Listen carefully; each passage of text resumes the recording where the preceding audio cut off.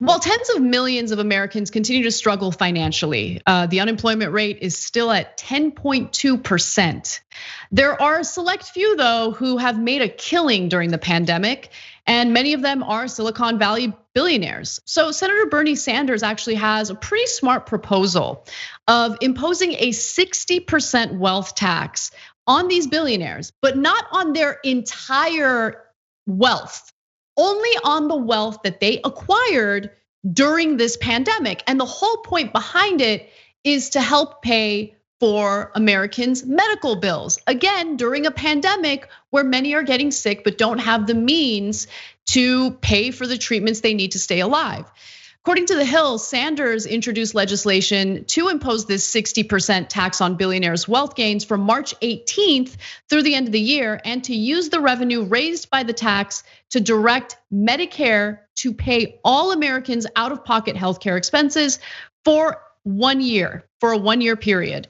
So in a press release, Sanders said the following: at a time of enormous economic pain and suffering, we have a fundamental choice to make. We can continue to allow the very rich to get much richer while everyone else gets poorer and poorer, or we can tax the winnings a handful of billionaires made during the pandemic to improve the health and well-being of tens of millions of Americans.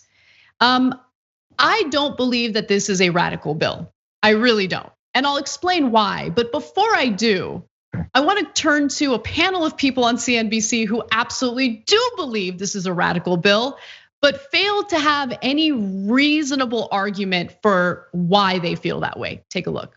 If the taxes were calculated right now based on the gains we've seen in the market, here's what some billionaires would pay. Jeff Bezos would be on the line for nearly $43 billion. Elon Musk would pay $27.5 billion. Mark Zuckerberg, well, he'd have to pay about $23 billion. And Walmart's Walton family would pay nearly $13 billion.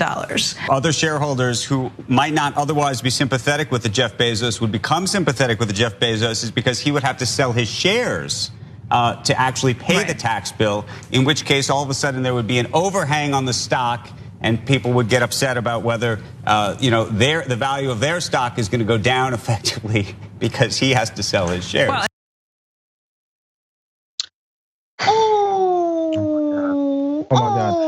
is the value of their stock going to go down? Is that going to happen while all these people get health care for a year during a pandemic? Oh, poor babies. Let me explain to you Let me explain to you the intense labor it takes to be an investor. Okay, you talk to a broker, you invest money in a company, and then you sit on your ass and do nothing. That's. Are they gonna lose a little bit of their money? Is that? By the way, money that like grew from them literally doing absolutely nothing. And this is not a 60% wealth tax on all the wealth that these people have made. This isn't a wealth tax that will be implemented from now till forever. Like it's till the end of the year, for a full year, actually. Yeah, so a 1 year period, starting retroactively on March 18th, when the pandemic really started to hurt people. Anyway, Jayar, I'm sorry, I'm filibustering now, but it's just so unbelievably frustrating to like, they're just so transparent about it. It's like, okay, I mean, on one hand, like people die, right?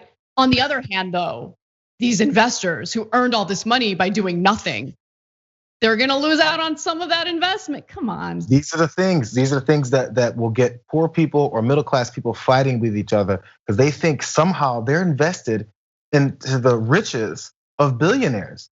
We've been convinced that something about them making billions and billions of more dollars has something to do with our prestige. So we can say, hey, look, we've got a few hundred billionaires in our country. Great job. Do you think those billionaires care about you at all while we're caring about them and the money that they made, not by themselves, not by themselves? My wife orders 2 to 3 Amazon packages a day to this house. And you know what happens? There's somebody at our buzz, I'm sorry, not our house, our apartment. But where if you get a buzzer at the door and someone goes, hey, it's Amazon, let me in.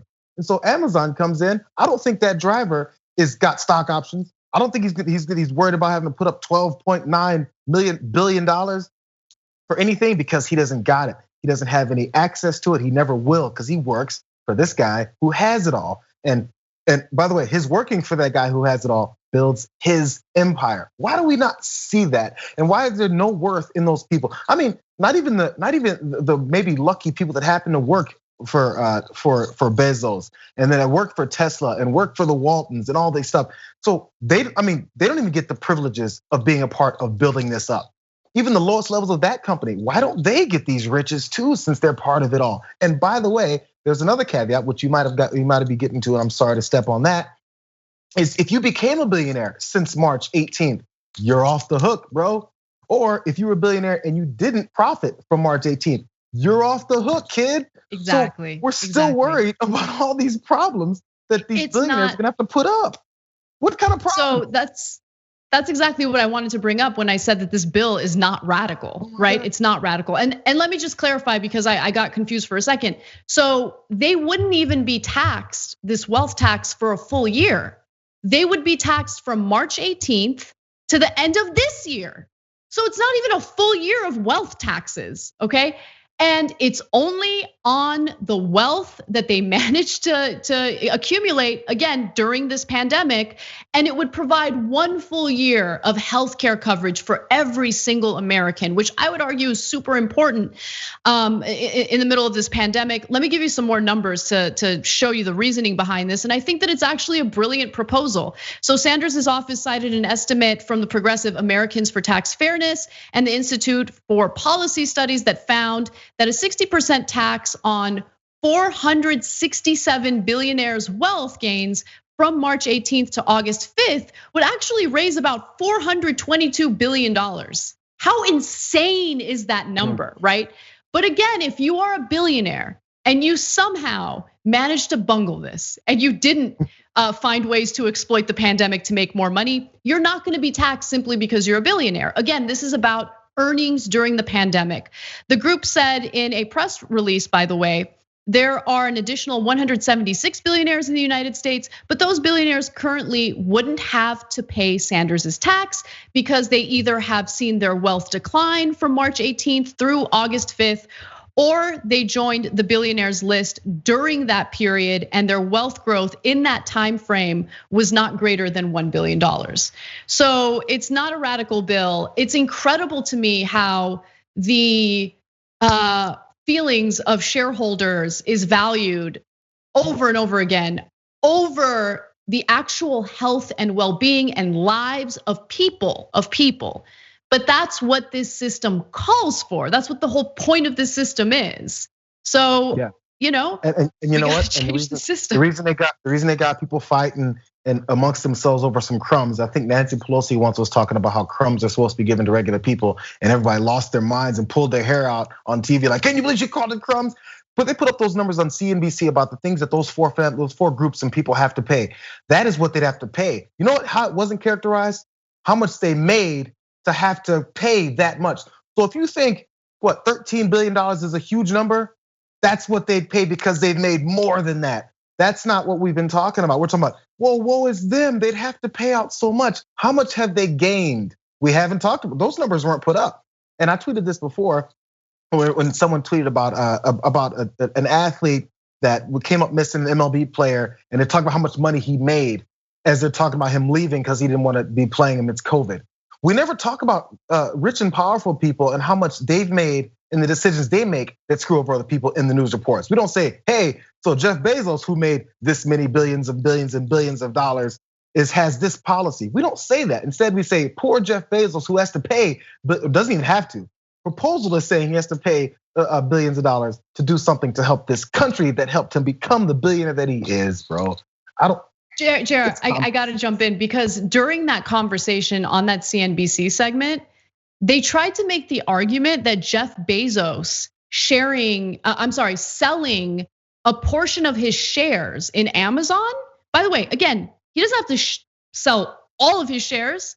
He just has to sell a percentage of his shares that would account for the 60% wealth tax that he'd have to pay. But they tried to lie to the audience and make it seem like if he did that, then he might lose ownership of the company.